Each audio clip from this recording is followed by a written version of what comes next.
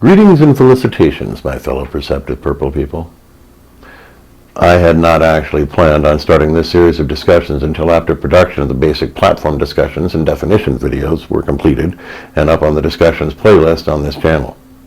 Indeed, I'm still recovering from the small but highly visible procedure on my forehead. Circumstances, though, as can sometimes happen, have interfered with these plans and necessitated the initiation of this series of videos on the major issues of current concern for us to discuss. So let's get to it with gun control. Let's begin with the beginning, with the actual Second Amendment. It's only one sentence after all.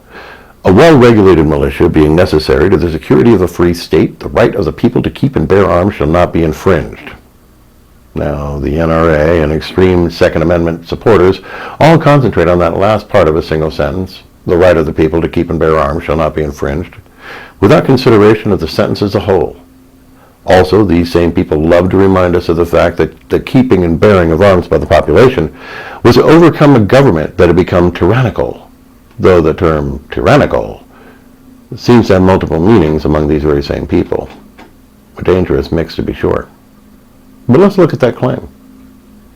Although it is true that one of the reasons the Second Amendment was put into the Constitution was, indeed, in case the newly formed government became tyrannical and had to be torn down and recreated, as the last attempted iteration of a somewhat centralized government had failed, it is not what this statement actually says.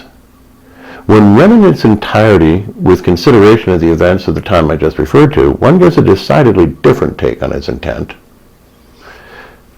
At the time of our country's forming, or reforming actually, we had no standing army and our navy was minimal.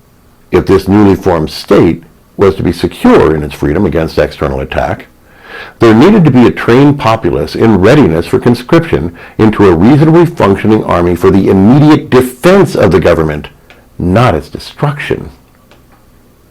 Nowadays, this function is no longer truly necessary, as we have excellent standing armed forces with National Guard contingents in each state.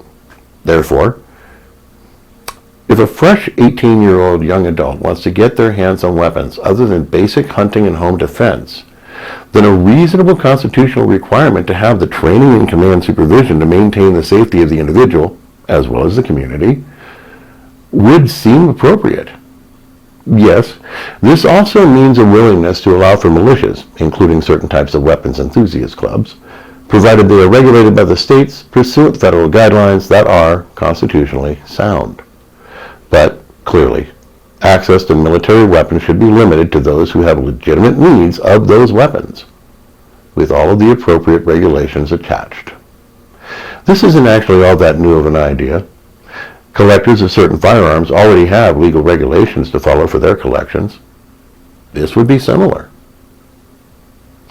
In the next segment on this issue, we'll discuss the debate about concealed weapons and open carry laws.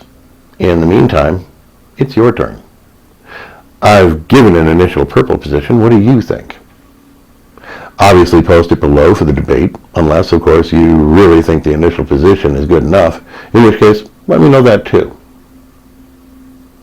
Thank you for sharing some of your thoughts in very limited time with me today, and we'll see you in the next segment.